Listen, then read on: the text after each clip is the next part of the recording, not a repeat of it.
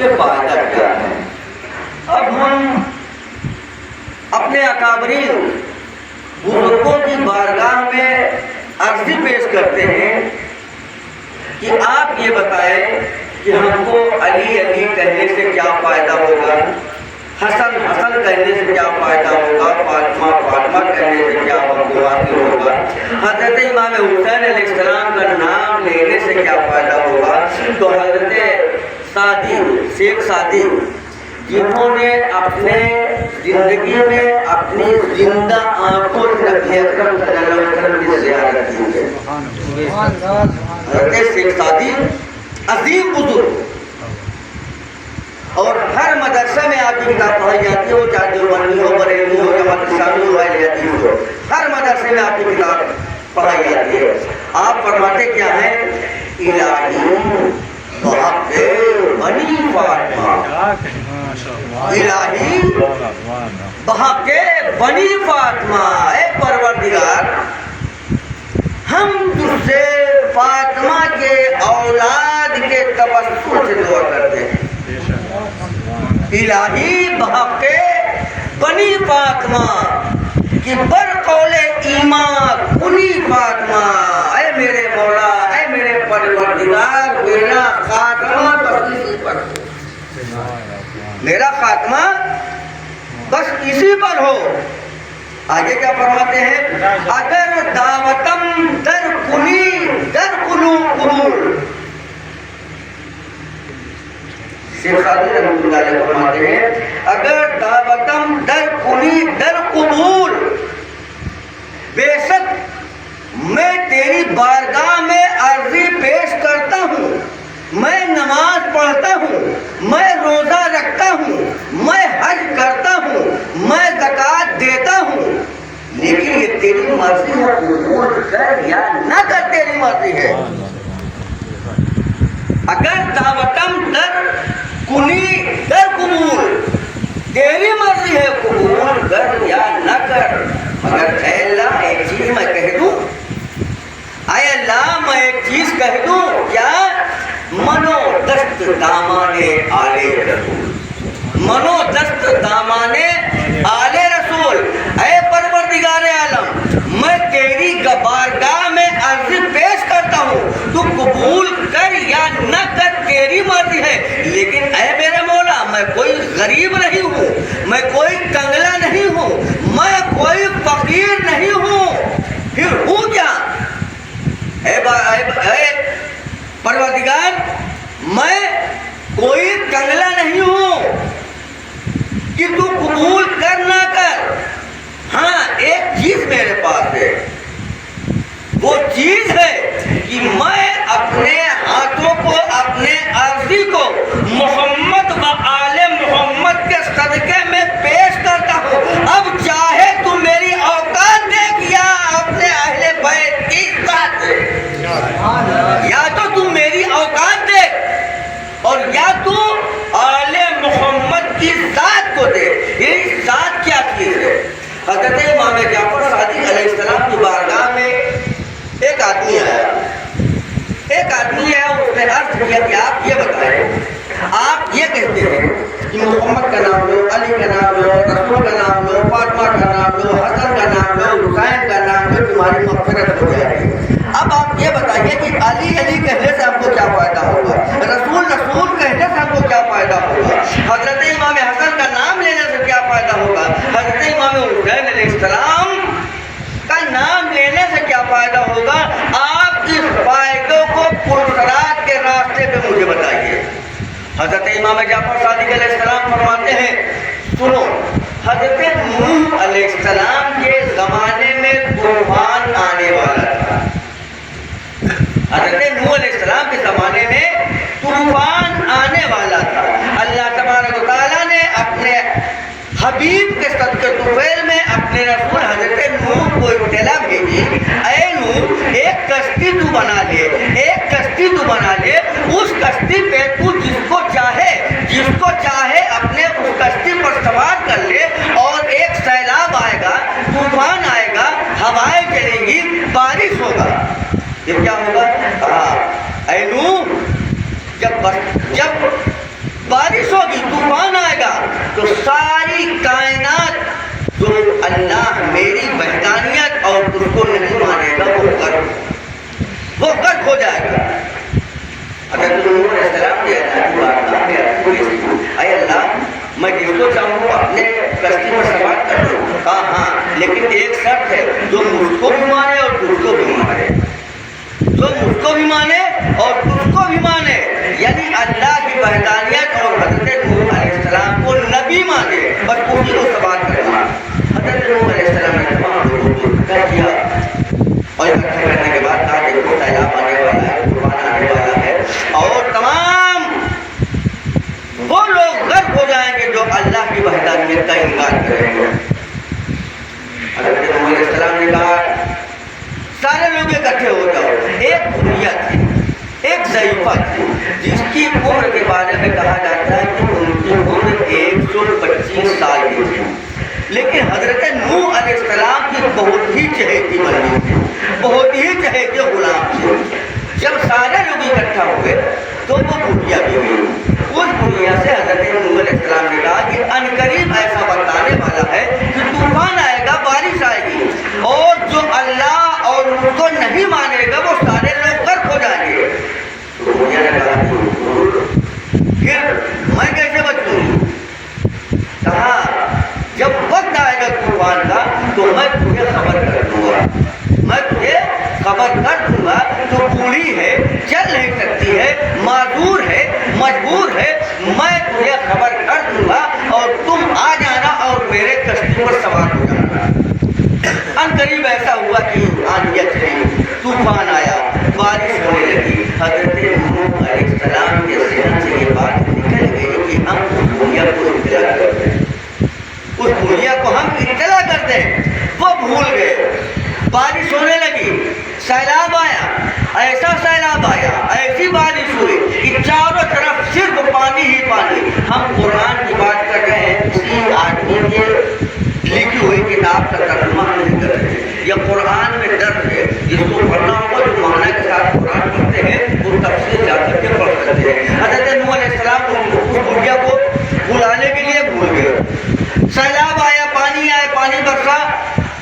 حضرت نوح علیہ السلام نے جن کو چاہا کشتی پر سوار کر لیا، اس بھولیا کو آپ بھول گئے۔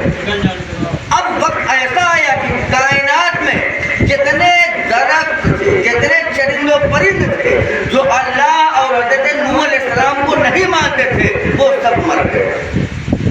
کچھ دن کے بعد آپ کی کشتی سوتی پہاڑ کے کنارے جا کر لگتی ہے۔ کنارے جب لگتی ہے تو حضرت نوح علیہ السلام اور ان کے عزیز، ان کے دوست وہ سب نیچے اترے، اور نیچے اترنے کے بعد اپنے راہ لیے۔ حضرت نوح علیہ السلام جب اپنے گھر کے بعد پہنچے تو دیکھا تو سارا چیز ختم ہو گیا تھا، کچھ نشانات باقی تھے۔ وہاں حضرت نوح علیہ السلام پہنچے اور جیسے ہی آپ اپنے گھر کے قریب پہنچتے ہیں آپ کو یاد آتا ہے کہ میں اپنی ایک چہیتی، میں ایک معذور عورت کو میں نے وعدہ کیا تھا کہ اے عورت جب سیلاب آنے کو ہوگا تو ہم تجھے خبر کریں گے، ہم تجھ کو بتائیں گے، ہم تجھ کو بلائیں گے اور اپنے کشتی پر سوار ہوں گے۔ حضرت نوح علیہ السلام نے سوچا کہ وہ بوڑھی عورت مر گئی ہوگی، وہ بوڑھی عورت تو ختم ہو گئی ہوگی۔ حضرت نوح علیہ السلام کھڑے ہوتے ہیں اور کھڑے ہونے کے بعد اس جھوپڑی کی طرف جاتے ہیں، جب جا کے دیکھتے کیا ہے کہ اس کی جھوپڑی مسلم کھڑی ہے، اس بوڑھی کی جھوپڑی مسلم موجود ہے۔ آپ جب قریب جاتے ہیں آواز دیتے ہیں اے بوڑھی عورت کہاں ہو، تو اندر سے آپ آواز آتی ہے ارے حضرت نوح علیہ السلام آپ آ گئے، سیلاب آنے والا ہے، بس ایک منٹ رک جائیے، میں تو سیلاب سے بچنے کا ارادہ کر کے اپنے گٹھری اپنی پٹکی کو کچھ سامان کے ساتھ باندھ رکھا تھا، بس میں پٹکی اٹھاتی ہوں اور آپ کے ساتھ چلتی ہوں۔ وہ دوڑتے ہوئے جھوپڑی کے اندر جاتی ہے اور جھوپڑی میں جانے کے بعد ایک پٹکی لیتی ہے، اس کو بغل میں دباتی ہے اور دبانے کے بعد حضرت نوح علیہ السلام کے پاس آتی ہے۔ حضرت نوح علیہ السلام کے پاس آنے کے بعد کہتی ہے اے نوح اب آپ کے ساتھ ہم چل سکتے ہیں، جو سامان تھا ہم اپنے ساتھ میں لے چکے ہیں۔ یہ بتائیے کہ اب آپ یہ ہم کو سمجھا دیجیے کہ سیلاب آئے گا، سیلاب آئے گا کب؟ حضرت نوح علیہ السلام نے کہا اے سیلاب آیا اور گزر بھی گیا، میں تو تعجب میں ہوں کہ جو اللہ کو نہیں مان رہا تھا وہ غرق ہو گئے، نیست نابود ہو گئے، تو بھی زندہ ہے اور تیری جھوپڑی بھی زندہ ہے۔ میں تو حیران اس لیے ہوں کہ یہ جھوپڑی بھی کیسے موجود ہے اور یہ تو بھی کیسے موجود ہے۔ مجھے بتائیے کہ سیلاب آیا کب تھا؟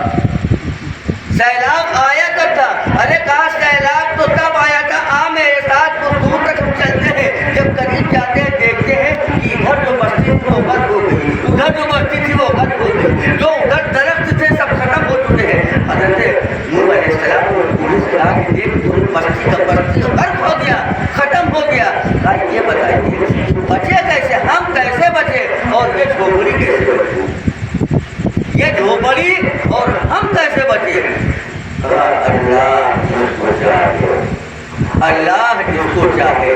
اے بات دراصل یہ ہے کہ جب میں کشتی پر سوار ہو کر کے چلنے لگا تھا تو اللہ کی بارگاہ میں میں نے عرضی پیش کی تھی، اے بار الہ، اگر میں غلطی سے، اگر میں بھولے سے کسی سے کوئی وعدہ کیا ہو اور بھول گیا ہوں تو میرے مولا اس کی حفاظت دیجیے۔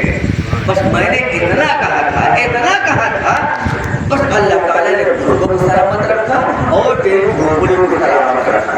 اب اس کے دو چیز ہوتی ہیں کہ آدمی جب مرنے والا ہوتا ہے، مرنے والا جب بچہ جب آدمی مرتا ہے اور مرنے کے بعد اس کی اولاد سب سے پہلے اس کا چہرہ تلاش کرتی ہے، اس کے بعد میری طرف ایسا ہے، میرے بھائی کی طرف ایسا ہے، پھر خسرہ ہوتا ہے، پھر اس کے بعد آدموں میں تقسیم کا سلسلہ چلتا ہے۔ اللہ کے رسول صلی اللہ علیہ وسلم کی ایک حدیث شریف ہے کہ اللہ کے رسول صلی اللہ علیہ وسلم نے فرمایا کہ جب انسان اس دنیا سے جانے لگتا ہے تو تین مالدار چیز ہو جاتا ہے۔ آدمی جب مرنے لگتا ہے تو تین انمول چیز چھوڑ کے جاتا ہے۔ ایک وہ چیز جو ایسی دولت جو اللہ اور اس کے رسول کے صدقے میں خرچ کیا جائے۔ ایسا نہیں ہے کہ بوڑھا مر گیا ہم بانٹ لیں، آج ہمارے پاس ساکن نہیں ہے، مر گیا تو 4 لاکھ روپے رکھا ہے، بس بڑے بڑے اوپر دوسرے تیسرے بھائی نہیں۔ اللہ کا رسول فرماتے ہیں کہ 3 انمول چیزیں ایک آدمی جب مرتا ہے تو 3 چیزیں چھوڑ جاتا ہے۔ ایک وہ انمول چیز، ایسی دولت جو اللہ اور اس کے رسول کی راہ میں خرچ کی ہے۔ دوسری انمول چیز وہ ہے وہ علم جس کی بنیاد سے اللہ اور اس کے رسول کی تبلیغ میں خرچ کیا جائے۔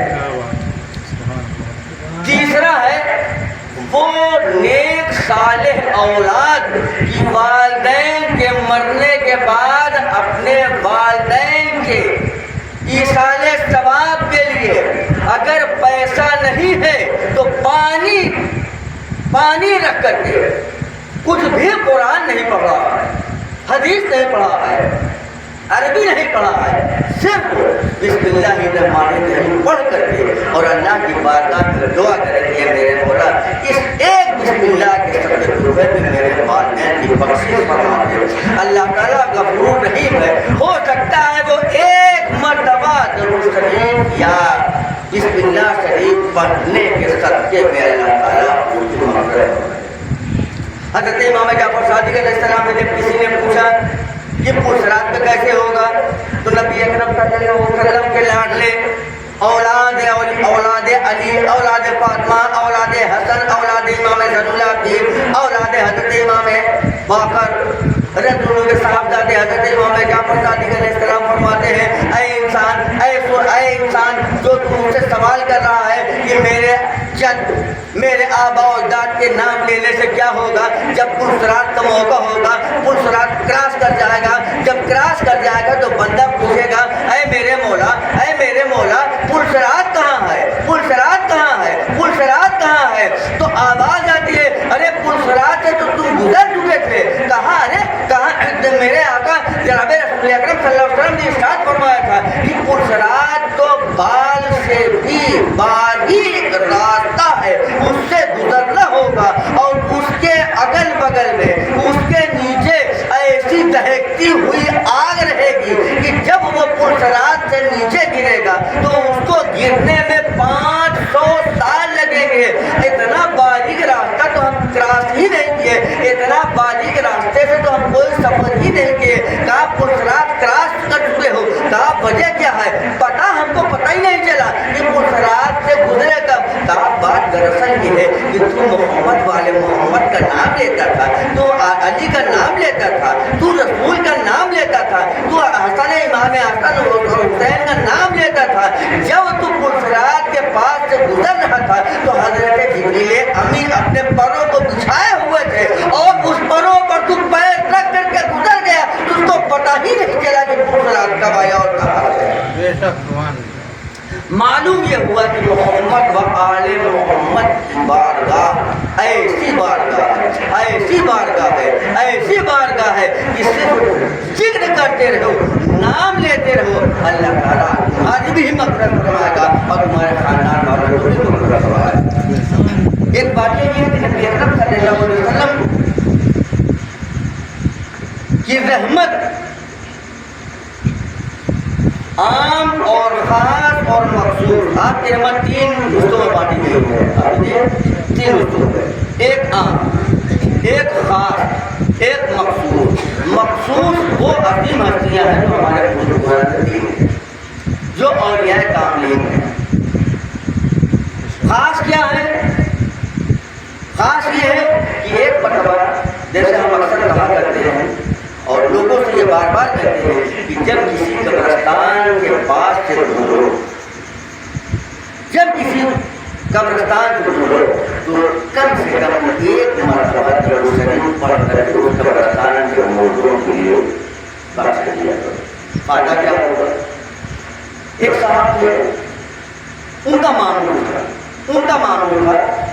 کہ وہ جب بھی کسی قبرستان میں گزرتے وہ درود شریف پڑھتے اور پڑھنے کے بعد اللہ کی بارگاہ میں دعا فرماتے کہ اے میرے مولا، ایک مرتبہ میں نے درود شریف پڑھا ہے، اس کا ثواب ہم اس قبرستان کے سارے مردوں کو نذر کر رہے ہیں۔ اے میرے مولا، اس درود میں تمام مردوں کی مغفرت فرما دے۔ حضرت جنید بغدادی رضی اللہ عنہ کی بارگاہ میں ایک عورت پہنچتی ہے، وہ عورت جاتی ہے، حضرت جنید بغدادی سے کہتی ہے حضور دراصل بات یہ ہے کہ میری بیٹی کو مرے ہوئے 40 دن کا وقفہ گزر گیا۔ کتنا؟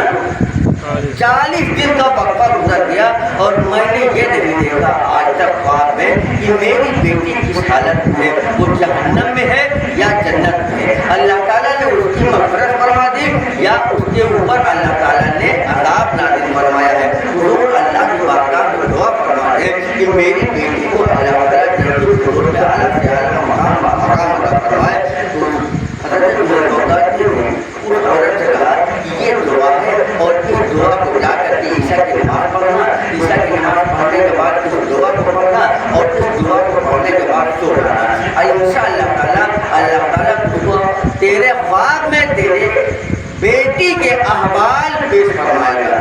بس اتنا کہنا تھا، وہ عورت گئی، نماز عشاء ادا کیا، عشاء کی نماز کے بعد وہ درود پڑھتی ہے، درود پڑھنے کے بعد وہ دعا پڑھتی ہے، اور دعا پڑھنے کے بعد سو جاتی ہے۔ جب سو جاتی ہے وہ دیکھتی کیا ہے کہ اس کی بیٹی جہنم کی آگ میں جل رہی ہے۔ تب وہ اس کے کیڑے مکوڑے اور بڑے بڑے تہے لکھے ہوئے ہیں، وہ فوراً تیز آواز سے چلاتی ہے، اور چلانے کے بعد آنکھ کھل جاتی ہے، رات بھر ہو جاتی ہے۔ صبح حضرت جنید بغدادی کی بارگاہ میں پیش ہوتی ہے، اور حضرت جنید بغدادی کی بارگاہ میں پیش ہونے کے بعد فرماتی ہے، وہ کہتی ہے حضور بڑا غضب ہو گیا۔ کہا بات کیا ہے؟ کہا بات یہ ہے کہ جو آپ نے وظائف بتایا تھا میں نے اس کو پڑھا، اور پڑھنے کے بعد اپنے بیٹی کے لیے کیا ہماری بیٹی کو کس حالت میں ہے میں خواب میں دیکھوں، میں سو گئی، میں نے خواب میں دیکھا کہ میری بیٹی جہنم کے آگ میں جل رہی ہے، اس کے اوپر بڑے بڑے اژدہے چپکے ہوئے ہیں۔ بس میں اٹھ گئی، اور اٹھنے کے بعد ساری رات جاگتی رہی، اور صبح ہوئی، فجر کی نماز ادا کی، اور نماز پڑھنے کے بعد میں آپ کے بارگاہ میں حاضر ہوں۔ اب آپ بتائیں کہ میں آگے کیا کروں تاکہ اللہ تعالیٰ میری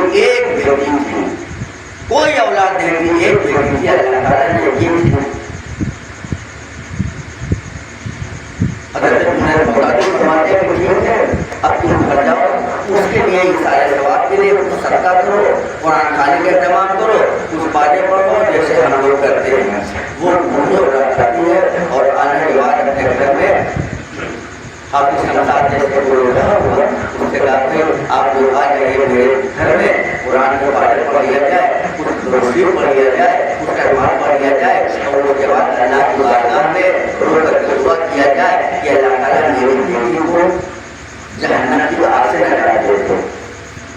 اتنا کیا، اتنا کرنے کے بعد رات کو پھر سوچی ہے، جب سوچی ہے خواب میں دیکھتی ہے تو اس کی بیٹی جنت میں رہے ہیں، اس کی بیٹی جنت کے باغوں میں ٹہل رہی ہے۔ اب وہ خواب میں پوچھتی ہے بیٹی یہ بتا کہ کل تو تم کو میں نے خواب میں دیکھا تھا کہ جہنم کی آگ میں تم جل رہی تھی، آخر وجہ کیا ہے، کیا وجہ ہے جو آج تم کو اللہ تعالیٰ نے جنت دے دیا، جنت عطا کر دیا؟ کیا میں نے جو قرآن کی آیتوں کو پڑھا تھا اور تیرے لیے بخشش کی دعا کی تھی، کیا اللہ تعالیٰ نے اس کے صدقے میں تیری مغفرت فرمائی ہے؟ کیا حضرت جنید بغدادی نے تیری مغفرت کے لیے دعا کی ہے؟ کیا یہ بتاؤ کہ جو بچوں کو، جو لوگوں کو اکٹھا کر کے میں نے قرآن کی تلاوت کروائی تھی، اس کی وجہ سے اللہ تعالیٰ نے تم کو جنت دیا ہے؟ وہ بیٹی نے کہا نہیں اماں، نہ تو حضرت جنید بغدادی نے دعا کیا تھا، نہ تیرے پاروں نے مجھ کو بخشوایا ہے، نہ تو قرآن کی تلاوت کرنے سے اللہ تعالیٰ نے مجھ کو، اس کے پہلے قرآن کی تلاوت کرنے سے پہلے اللہ تعالیٰ نے جہنم سے اٹھا کر کے کو جنت میں ڈال دیا تھا۔ تو یہ قرآن خوانی اور تیرے صدقات کرنے سے پہلے ہی اللہ تعالیٰ نے مجھ کو جنت دے دیا تھا۔ یہ کون سی ایسی بات ہو گئی، کون سا ایسا عمل ہو گیا کہ قرآن خوانی سے پہلے حضرت جنید بغدادی کے دعا کرنے سے پہلے تیری مغفرت اللہ تعالیٰ نے فرما دی؟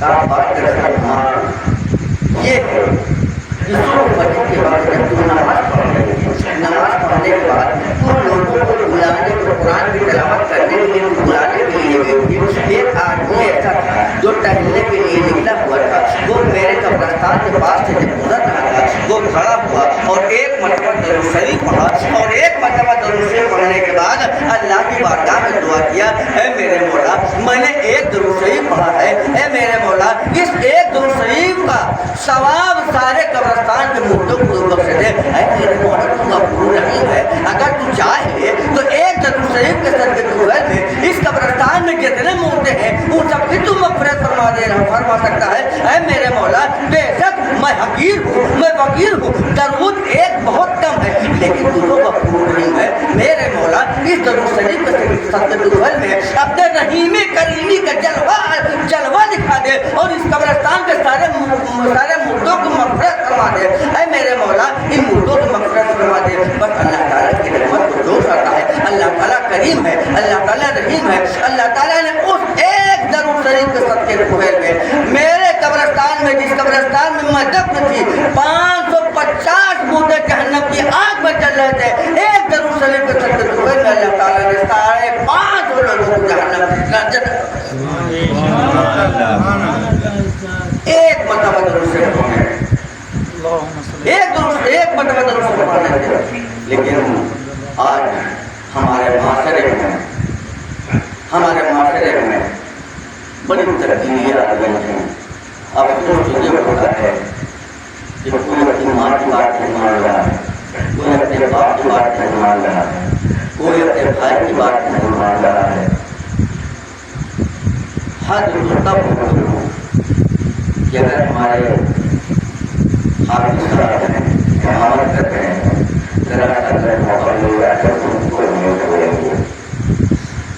یہ حد ہے جن کا افسوس تو یہ ہوتا ہے، افسوس تو یہ ہوتا ہے کہ یہ خاطر عالم ہمارے یہاں یہ عام بات کر رہے ہیں، حافظ عالم کا ہی زیادہ امامت کر رہا ہے، 5 سال 6 سال۔ اب آپ لوگ کیا جانیں گے، ہم اسی مدرسے میں آپ جا کے دیکھیے کہ جس طریقے سے مکھیاں اڑتی ہیں اور من کی آواز آتی ہے، مدرسے میں جب بچہ حفظ کرتا ہے تو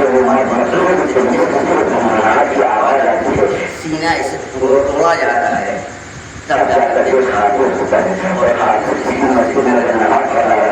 ایک عالم کر رہا ہے تو وہاں جو وہ صدر ہوتے ہیں اس کے ڈیوٹری ہوتے ہیں وہ حافظ سے بڑا اعلیٰ مقام رکھتے ہیں، بڑا اعلیٰ مقام رکھتے ہیں، کیونکہ اللہ تعالیٰ نے اس کو کیا بنایا ہے، کسی کے لیے نہیں بنایا ہے۔ اور وہ مولانا سے کہتے ہیں ارے مولانا یہ کوڑا رکھا ہوا ہے آپ اس کو اٹھا کے پھینکوایا نہیں،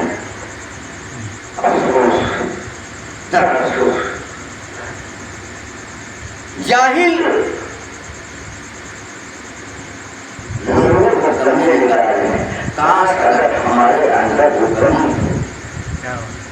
جو ہمارے اندر کمی ہے، اگر ہم اپنی کمی کو دیکھ لیتے خدا کے ساتھ کی قسم ہمارا دل آئینہ بن جائے، اور جب تک دل آئینہ نہیں بنے گا، جب تک دل آئینہ نہیں بنے گا آپ نماز پڑھتے ہو روزہ رکھتے ہو کوئی فائدہ ہونے والا نہیں ہے۔ حد تو یہ ہے کہ جب تک قیامت ہوگا اور میزان پر سارے لوگوں کے اعمال رکھے جائیں گے، حضرت اویس کرنی کا نام سنا ہوگا جس کا پونے کا فاتحہ ہوتا ہے، پونے میں حضرت اویس کرنی کا سمراٹ میں حضرت اویس کرنی اور حضرت امیر حمزہ کا فاتحہ ہوتا ہے، ان کا فاتحہ ہو جائے۔ حضرت اویس کرنی جب حساب و کتاب ہو جائے گا تو آپ کو پیدائش میں نہیں ہے، اللہ تعالیٰ فرمائے گا کہ جنتی ہے تو جنت کے لے جاؤ۔ جیسے ہی آپ جنت کے دروازے کے پاس جائیں گے، جب جنت کے دروازے کے پاس جیسے ہی جائیں گے تو آواز آئے گی اے فرشتوں اس کو روکو روکو روکو۔ فرشتے حضرت اویس کرنی کو روک لیں گے۔ آپ فرمائیں گے میرے مولا کون سے ایسی گستاخی ہو گئی، میرا میدان میرا تو عمل میں نے دیکھا کہ ثواب میرا زیادہ تھا اور تیری عطا سے تیرے کرم سے تو نے مجھ کو جنت عطا کیا، اب جنت میں جانے کے بعد جنت کے دروازے کے پاس جانے کے بعد مجھے روک رہا ہے، آخر وجہ کیا ہے؟ وجہ کیا ہے کہ تم مجھ کو جنت کے دروازے پر روک رہا ہے؟ آواز آئے گی اے اویس ٹھہر جا۔ حضرت اویس کاپنے لگتے ہیں، اللہ کی بارگاہ میں یہ گلا کر کے رونے لگتے ہیں، اے میرے مولا سے کون سی زندگی ہوگی، کون سی ایسی گستاخی ہوگی جس کی بنیاد پہ تو مجھے جنت کے دروازے پر روک رہا ہے۔ آواز آئے گی اے اویس خوش ہو جا، راضی ہو جا۔ اب آپ کے تو آنکھوں سے آنسو رواں ہے، مولا جنت کے دروازے پہ تو مجھے روک رہا ہے اور پھر کہہ رہا ہے خوش ہو جا، کس بات تو خوش ہو جاؤں؟ آواز آتی ہے اے اویس تم نے جو اپنے ماں باپ کی دنیا میں خدمت کی تھی میں نے تو نے جو اپنے ماں باپ کی خدمت دنیا میں کی تھی میں نے اس کی اجرت نہیں دی تھی۔ اے اویس آج میں تجھے وہ اجرت دینا چاہتا ہوں جو محشر کے جنتی اور دوزخی دونوں دیکھیں گے۔ حضرت اویس کہنے لگے میرے مولا تم مجھے اس کی اجرت کیا دے گا؟ کہا اے اویس میں تیرے والدین خدمت کرنے سے اتنا خوش ہوں کہ یہ جو گنہگار امت محمدیہ کھڑی ہوئی ہے جس طرف تو اشارہ کرتا جائے گا میں ان کو جنت دیتا جاؤں گا،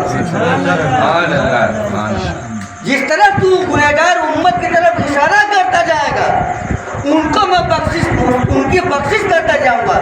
معلوم یہ ہوا کہ والدین کی خدمت اگر کرنا ہے تو دنیا میں کر لو، مرنے کے بعد فاتحہ کا رہنا کیا مطلب ہوا؟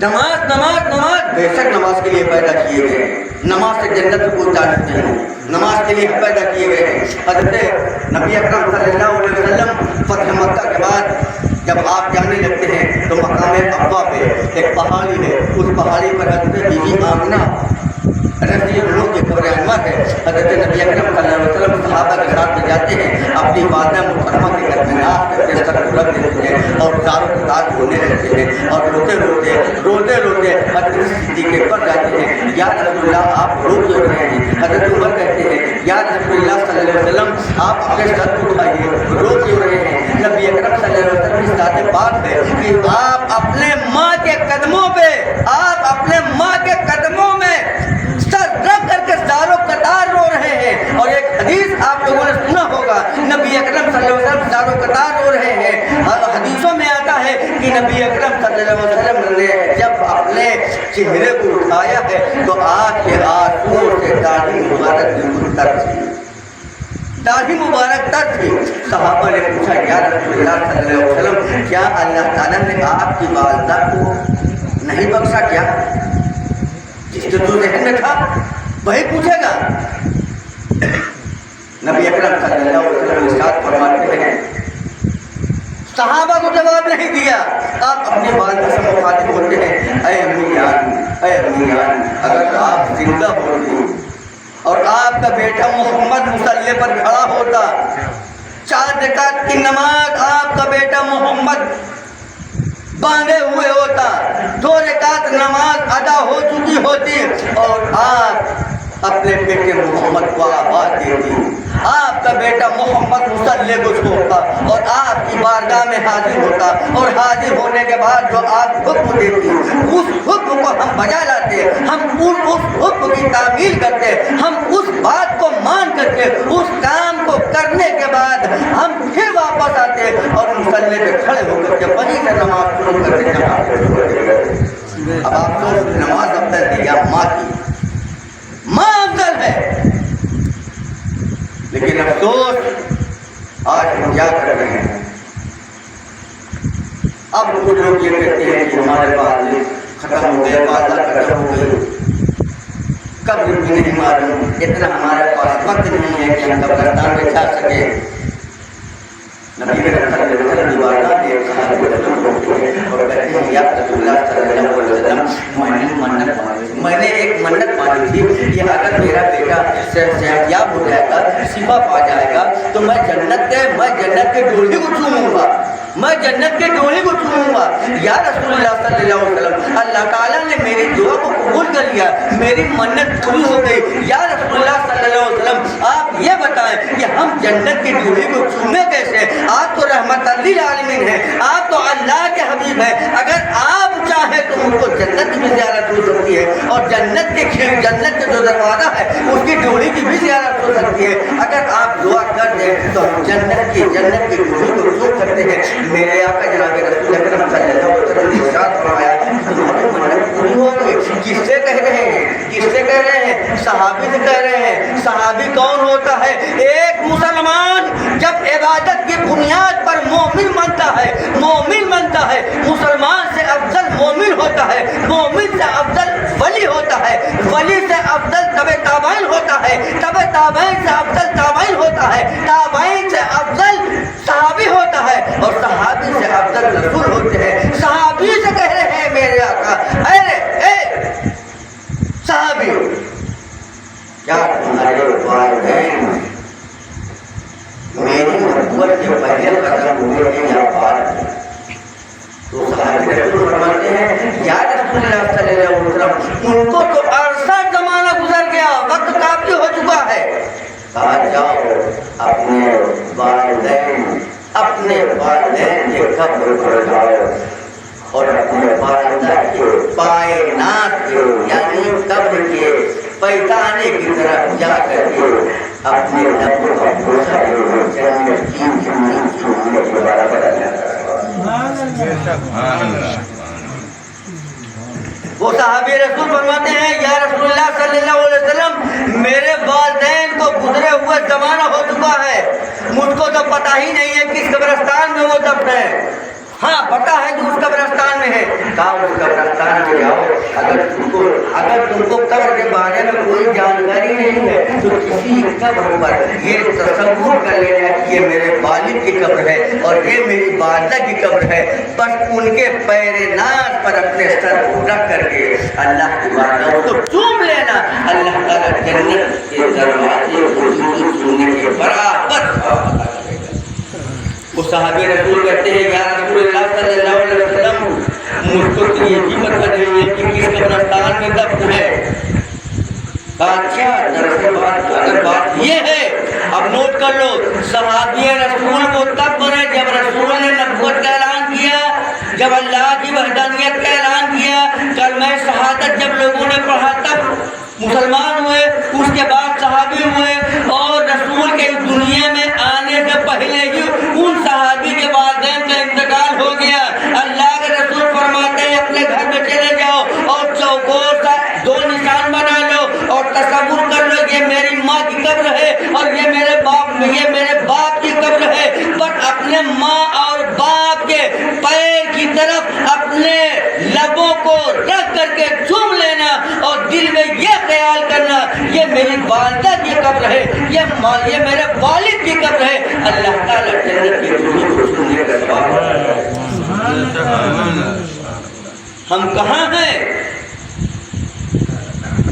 بڑی لمبی چوڑی تقریر ہوتی ہے، لیکن اگر اس نصیحت نہ ملے تو پھر صبح بڑی اچھی تقریر چٹاک پٹاک کرسی پٹاک مائک دو والی صبح کیسی تقریر ہے، بہت اچھی، بڑا نعرہ لگا، بڑا نعرہ لگا، بھلا آئے نعت پڑھنے کے لیے باہر پیسہ دے دیا، نتیجہ کچھ نہیں دیا۔ اور حضرت امام جعفر صادق علیہ السلام کی بارگاہ میں ایک آدمی آیا اور کہا یہ بتائیں محمد اور آل محمد کا ذکر کرنے سے ہم کو ملے گا کیا؟ مرنے کے بعد کیا ملے گا؟ حضرت امام جعفر صادق علیہ السلام فرماتے ہیں بات دراصل یہ ہے کہ جب حساب و کتاب ہو جائے گا ایک آدمی اس میں ایسا ہوگا جو بڑا چالاک ہوگا، نہ تو دنیا میں کوئی نماز پڑھی، نہ روزہ رکھا، نہ حج کیا، نہ زکات دیا، اللہ تعالیٰ اس کو جہنم عطا کرے گا، جہنم دے دے گا۔ وہ جب جہنم کی طرف جانے لگے گا، جب فرشتے اس کو جانے لگیں گے تو اللہ کی بارگاہ میں دعا کرے گا، اے بارگاہ میں تو جہنمی ہوں، جہنم میں جا رہا ہوں، جہنم میں رہوں گا، میرے مولا تیرا ہم تو کہتا ہے کہ جہنم میں جنت بڑی عالیشان جگہ ہے، میرے مولا ہم جہنم میں جا رہے ہیں، ذرا سا جنت کو دکھا دو، ہم جنت تجھے نہیں مار رہے ہیں، جنت دکھا تو دے کہ جو تیرا حبیب کہہ رہا تھا کہ جنت ایسا ہے ایسا، ذرا سے جنت کی دیوار تو دکھا دے۔ اللہ کتنا بڑا کریم ہے، کتنا بڑا کریم ہے۔ افسوس یہ ہے کہ ہم کتنے ناکارہ ہو گئے ہیں 24 گھنٹے میں ایک مرتبہ بھی اللہ اور اس کے رسول کا نام نہیں لیتے۔ افسوس، سخت افسوس۔ رحیم ہے، کریم ہے، اگر رحیم اور کریم تو نہیں ہے تو ٹھیک ہے، ہم جہنم میں تو جا ہی رہے ہیں، لیکن جہنم میں جا رہے ہیں کہ دنیا میں ہم خرافات کیے ہی ہیں تو ہم یہ بھی سوچ سمجھ کے جا رہے ہیں کہ تو رحیم ہی نہیں ہے۔ اگر رحیم ہوگا، اگر تو کریم ہوگا تو جنت کی دیوار کم سے کم ہم کو دکھا دے۔ اللہ کتنا بڑا رحیم، کتنا بڑا کریم ہے۔ اللہ تعالیٰ فرشتوں سے کہے گا، اب یہ کہہ رہا ہے، میرے حبیب کا نام لے رہا ہے کہ میرے حبیب نے کہا تھا تو اس آدمی کو جنت کی دیوار کے پاس لے کے جاؤ، کم سے کم یہ جنت کی دیوار دیکھ لے، جنت کی دیوار دیکھ لے۔ فرشتے اس کو لے کے جانے لگے، جو دیوار کے پاس جائے گا دیکھے گا کیا کہ جنت کے اندر جو پھل، جو پیڑ لگے ہوئے ہیں اس کی ٹہنیاں باہر نکل رہی ہے، اس میں پھل لگے ہوئے ہیں، پھل لگے ہوئے ہیں۔ اب وہ کھڑا ہو جاتا ہے، فرشتوں نے کہا دیکھیے جنت کی دیوار، کہا جنت کو دیکھیے، جنت کی دیوار کو دیکھیے، کہا چلو کہاں جاؤ، کہا بات اب تک لوگ روک رہے ہو، درخت پر ٹھہر جاؤ۔ اب کہے گا اے میرے مولا، اے میرے مولا، جو تیرے حبیب نے بتا رکھا کہ بڑے عالیشان، بڑے خوبصورت درخت ہو گئے ہیں جنت کے اندر میں، اس کے ایسے ایسے پھل ہوں گے اور میں پھل دیکھ رہا ہوں۔ میرے مولا تیرے رسول تیرے حبیب کو جو کہا تھا بالکل صحیح کہا تھا، بالکل صحیح کہا تھا، لیکن میرے مولا جنت ہم جنت نہیں مانگ رہے ہیں تجھے، لیکن کم سے کم جنت کی چیز کو ہم کو نہ دے، شجر ہیں، جو درخت ہیں، جو ٹہنیاں جنت کے باہر نکلی ہوئی ہیں، اے میرے مولا تو اگر رحیم ہے کریم ہے ہم کو دے دے۔ ہم جنت کے سامان نہیں مانگ رہے ہیں، جو باہر نکلا ہوا ہے اس کو دے دے مولا۔ اگر تو نہیں دیتا ہے تو اس کا مطلب تو رحیم کریم نہیں ہے۔ اللہ کی رحمت دوست ہوتا ہے، دوست آتا ہے۔ اللہ تعالیٰ فرشتوں سے کہتا ہے اے فرشتوں یہ جو ٹہنیاں باہر نکل رہی ہیں اس کا ایک پھل اس کو دے دو۔ بس اللہ کو حکم ہوتا ہے، اللہ تعالیٰ کو بیتون بناتی ہے، اللہ نے کہا اور ہو گیا۔ بس یہ سوچ ہی رہا تھا کہ یہ اوپر سے پھل گیا، جیسے انہوں نے جیسے دیکھا پھل آ رہا ہے، ٹیسٹ کیا لوگا اور لوگنے کے بعد بہت خوبصورت پھل ہے، خوبصورت پھل کون سے زندگی میں دیکھا ہی نہیں۔ وہ منہ ڈالتا ہے، جیسے منہ ڈالتا ہے جیسے منہ ڈالتا ہے تو دیکھتا کیا ہے کہ ایک درخت کی ٹہنیاں باہر نکلی ہوئی ہیں جو اس سے بھی خوبصورت پھل لٹک رہا ہے، اس سے بھی خوبصورت پھل لٹک رہا ہے۔ اے میرے مولا یہ پھل جو میں نے تھوڑا سا کھایا ہے اس سے بھی خوبصورت پھل یہ لٹک رہا ہے۔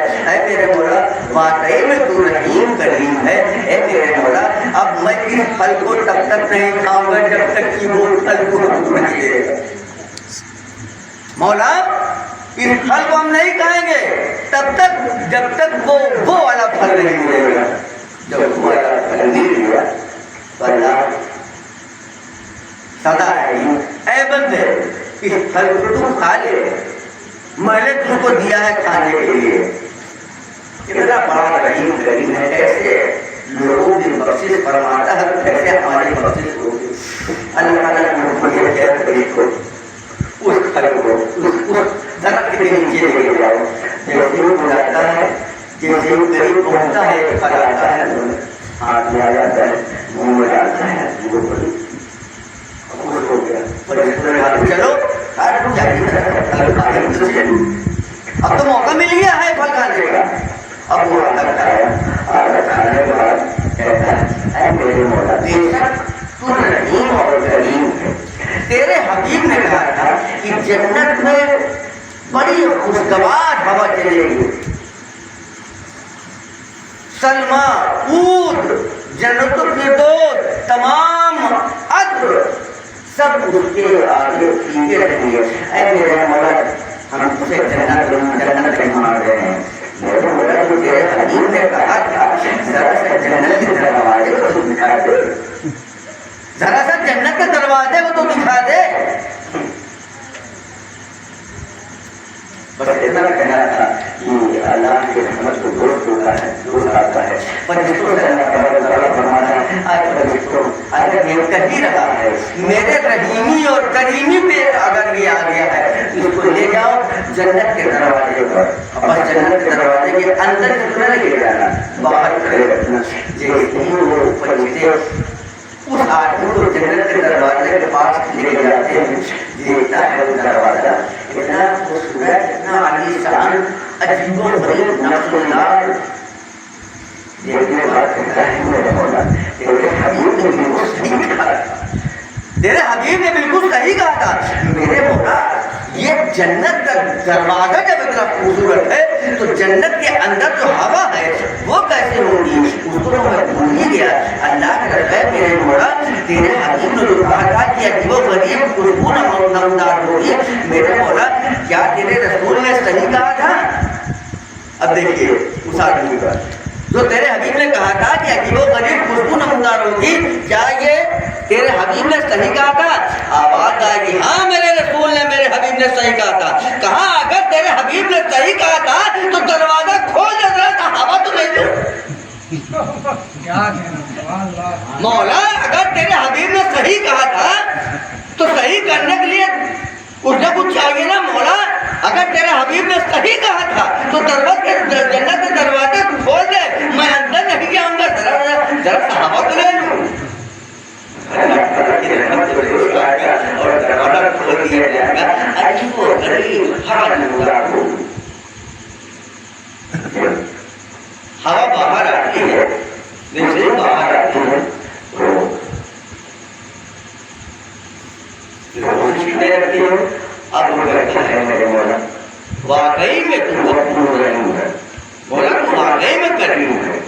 تیرے رسول تیرے حبیب نے جو کہا تھا وہ بالکل صحیح کہا تھا۔ میرے مولا تیرے حبیب نے جو کہا تھا کہ جنت کے اندر عجیب و غریب مکانات ہوں گے، بڑے بڑے محل ہوں گے۔ مولا کیا تیرے حبیب نے صحیح کہا تھا؟ کیا تیرے حبیب نے صحیح کہا تھا کہ اندر محل اچھے اچھے ہیں؟ کہاں میرے حبیب نے صحیح کہا تھا؟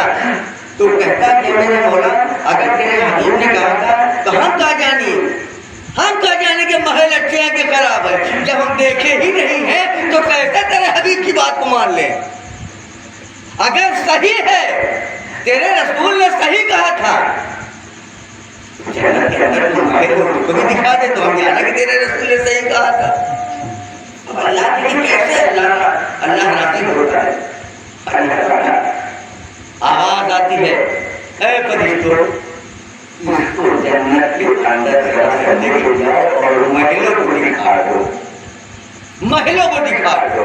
جیسے ہی وہ اندر جاتا ہے محلوں کو دیکھتا ہے تو وہ اللہ کی بارگاہ میں کہتا ہے، اے میرے مولا تیرے حبیب نے جو کہا تھا وہ صحیح کہا تھا، واقعی میں تو رحیم ہے، کریم ہے۔ مولا بے شک اس میں کوئی شک نہیں ہے، تیرے حبیب نے کہا تھا کہ جنت کے 8 مقام ہے اور سب سے افضل مقام جنت الفردوس ہے۔ میرے مولا جنت الفردوس کیسے ہے؟ تیرے رسول نے مجھے یہ بتایا تھا، کہا جنت الفردوس سب سے اعلیٰ مقام ہے۔ اے بارے ہم جنت میں رہیں گے نہیں، ہم کو تو رہنا ہے جہنم میں۔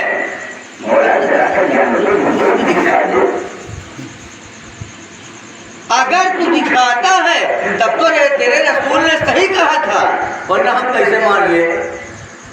اللہ کی رحمت کو جوش آتا ہے، فرشتوں کو ملتا ہے، اے فرشتوں اس کو لے کے جاؤ، ذرا مجھے روز اس کی سیر کروا دو۔ یہ جاتا ہے، جب جاتا ہے تو محلوں پہ سارے جنتیوں کے نام لکھ کے رہے، صحیح ہے نا؟ سارے جنتیوں کے نام محل پر لکھا رہے گا۔ جب وہ پہنچتا ہے کھڑا ہو جاتا ہے، دیکھ رہا ہے محل دروازے پر، آگے بڑھ رہا ہے، اب آگے بڑھ رہا ہے، چلو جلدی سے، تم کو ابھی جنت سے باہر بھی لے کے چل رہا ہے۔ کہا ٹھہر جاؤ، دیکھ لے، ہو سکتا ہے کہ کسی محل میں ہمارا بھی نام لکھا ہو، کسی محل پر ہمارا بھی نام لکھا ہو۔ فرشتوں نے کہا کہ نہیں، تیرا نام نہیں لکھا ہے۔ تو باقی کیا ہے؟ تم کو زیادہ معلوم ہے، اللہ کو نہیں معلوم، تم کو زیادہ معلوم ہے، اللہ کو نہیں معلوم۔ ہو سکتا ہے اللہ نے لکھ دیا ہو اور نہ لکھا ہو تو آپ لکھ دیں۔ یہ کیسا بندہ پچھلا رہا ہے، مچل رہا ہے اللہ کی بارگاہ میں۔ ایک ہم ہے کہ مچلنا ہی نہیں آتا، صبح اٹھتے ہیں چائے کھانا پانی میں لگ جاتے ہیں، اگر لیٹنے لگو تو بسم اللہ الرحمن الرحیم پڑھ کر کے ضرور پڑھ لو، صبح جب اٹھو تو بسم اللہ کر کے اٹھو، ضرور پڑھ لو، گھر سے باہر نکلنے لگو قرآن نہیں پڑھا ہے بسم اللہ پڑھ لو، کسی کام کے لیے جا رہے ہو کام کرنے سے پہلے بسم اللہ پڑھ لو، جس کام کے لیے جا رہے ہو اس کام کو کرنے سے پہلے جب دروازے کے باہر نکلنے لگو تو کم سے کم گھر والوں کو السلام علیکم کہہ دو۔ اللہ کا رسول فرماتے ہیں کہ جو بچہ، جو آدمی، جو بوڑھا، جو جوان گھر سے باہر کہیں باہر جانے لگتا ہے، جب باہر نکلنے سے پہلے وہ السلام علیکم یا السلام علیکم کہہ کر کے نکلتا ہے تو اللہ تعالیٰ فرشتوں کو بھیج دیتا ہے اس کے گھر کی عبادت۔ ہم اس سماج میں رہتے ہیں۔ اور پھر حدیثوں میں آیا ہے کہ اگر بسم اللہ اور سلام کر کے باہر چلے جاؤ اور جب واپس آؤ تو پھر سلام کہہ کر کے اندر آؤ، اللہ تعالیٰ کر دیتا ہے، ڈیوٹی لگا دیتا ہے سلام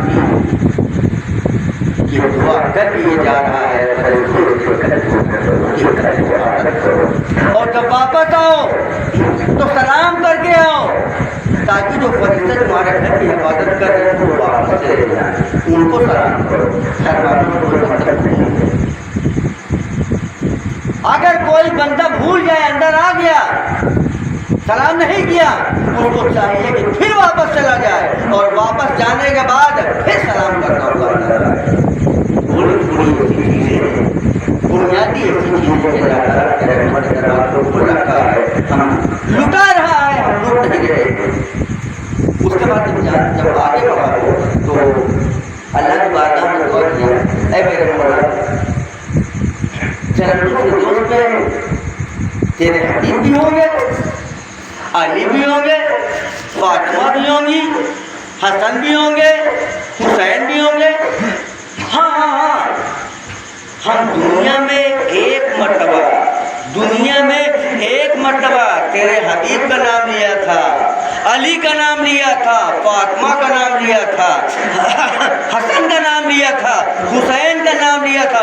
بس بندہ اتنا کہتا رہے گا دیکھتا کیا ہے کہ ادھر سے 5 نورانی شکل والے حاضر ہوتے ہیں. آگے آگے میرے آقا جناب رسول اکرم صلی اللہ علیہ وسلم ہیں ان کے پیچھے حضرت علی ہے ان کے پیچھے بھی فاطمہ الزہرا ہے حضرت امام حسن علیہ السلام ان کے پیچھے ہے حضرت امام حسین علیہ السلام ان کے پیچھے ہے.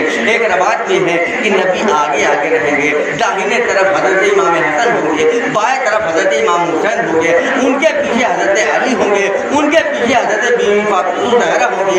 آپ آگے جیسے ہی آگے بڑھیں گے بس آواز آتی ہے اے بندے کیا چاہتا ہے تو کیا چاہتا ہوں کیا چاہتا ہے تو حضرت شیخ سعدی کے جو ہم نے شعر پڑھا تھا اے اللہ بے شک میں دعا کرتا ہوں میں اپنی بندگی پیش کرتا ہوں میں تیری بارگاہ میں نظرات کی عزت پیش کرتی ہوں تو قبول کر یا نہ کر. اے پروردگار عالم میں نے اپنی عرضی کو تیری بارگاہ میں پیش کر دیا قبول کرنا نہ کرنا تیرا کام ہے لیکن اے میرے مولا اے پروردگار عالم میں کوئی کنگلا نہیں ہوں میں کوئی غریب نہیں ہوں میں کوئی مسکین نہیں ہوں. ہاں میں دامن مصطفیٰ دامن آل رسول کے صدقے میں رسول اور ان کے آل کے دامن کو پکڑ کر کے اپنی دعا کو تیری بارگاہ میں پیش کر رہا ہوں. اب تیری مرضی ہے یا تو اپنی اوقات دیکھ یا آل محمد کی ذات دیکھ.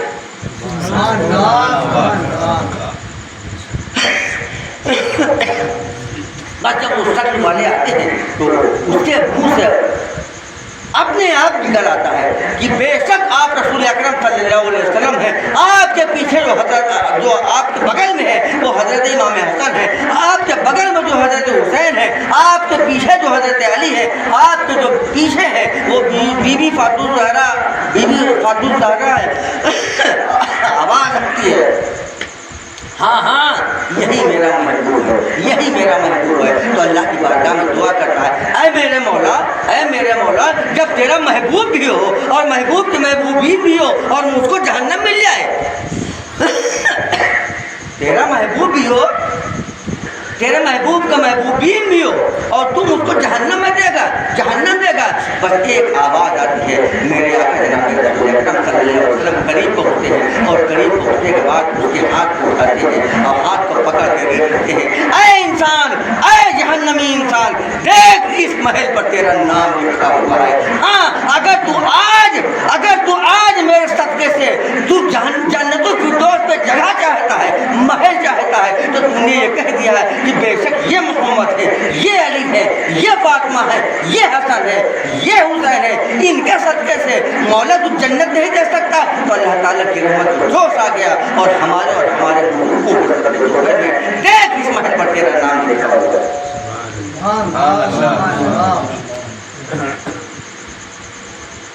معلوم یہ ہوا کہ محمد و آل محمد کی محبت ہی کام آئے. اور کبھی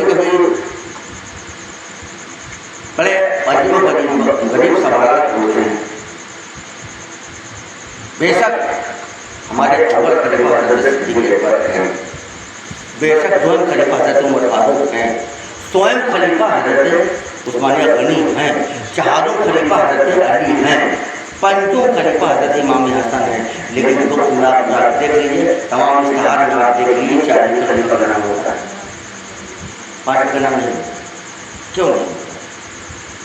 اور دنیا میں جتنے بھی سلاسل ہیں، دنیا میں جتنے بھی قادری ہو، چشتی ہو، سہروردی ہو، نقشبندی ہو، ان کے پیر، دادا پیر، ان کے پیر، ان کے پیر کبھی کبھی نواز سے ملتا ہے، کبھی وقاف سے ملتا ہے، اور یہ جا کر کے خط وصول ہوتا ہے تو ہوتے ہیں. کوئی بھی شہر آپ حافظ ہو، علم بھی ہے، ماشاء اللہ عالم بھی ہو، کوئی بھی شہر اٹھا کر دیکھیے، کسی بھی شہر میں اٹھا کر دیکھیے، خط کہاں ہوتا ہے؟ حضرت علی سے نبی کریم صلی اللہ علیہ وسلم.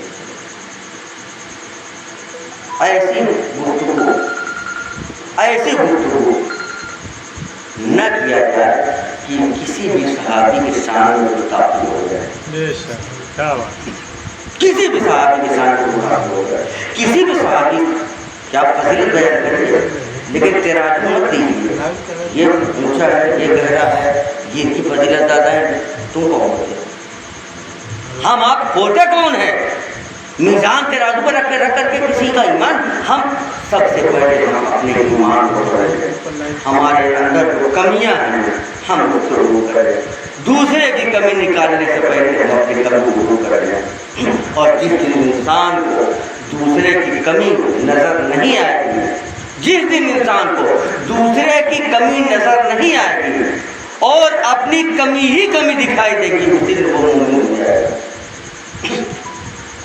اس سے ہم کو اور آپ کو بچنا چاہیے کہ آپ کے اندر کیا ہے، آپ کے اندر کمی ہے، یہ کمی ہے، وہ کمی ہے، آپ اس کا مت چاہیے.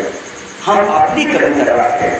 تصوف یہ کہتا ہے کہ آپ اپنے کمی کو تلاشو اور دوسروں کی اچھائیاں تلاش کرو.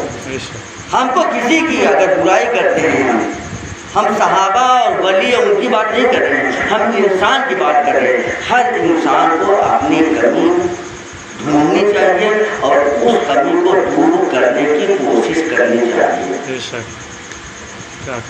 اللہ تعالیٰ کی بارگاہ میں دعا ہے کہ اللہ تعالیٰ جتنے بھی لوگ یہاں پہ موجود ہیں، جن کے آباء و اجداد اس دنیا سے چلے گئے ہیں، جن کے خاندان کی روحیں دنیا سے چلی گئی ہیں، مولا محمد و آل محمد کے صدقے میں ان سب کی مغفرت کروا دے. جس قبرستان میں وہ دفن ہوں، اس قبرستان کے سارے مردوں کے اللہ تعالیٰ مغفرت کروا دے. اور جتنے بھی اللہ تعالیٰ نے ہمارے اوپر خاص کرم فرمایا ہے کہ افضل البشر ہم کو بنایا ہے، ہم اس کے چاہنے والے ہیں، محمد والے محمد کے چاہنے والے ہیں، تو سب سے زیادہ کوشش کریں کہ جن کے والدین زندہ ہیں اپنے والدین کی خدمت کر لیں، اور جن کے والدین اس دنیا سے چلے گئے ہیں ان کی مغفرت کے لیے زیادہ مت کریے. ایک مرتبہ بسم اللہ اور ایک مرتبہ درود شریف پڑھ کر کر دیجیے. اور آج انشاءاللہ تعالیٰ اللہ کی بارگاہ میں دعا ہے کہ اس محفل کو اللہ تعالیٰ قبول فرما لے. صرف ایک چیز لے کر کے جائیے گا.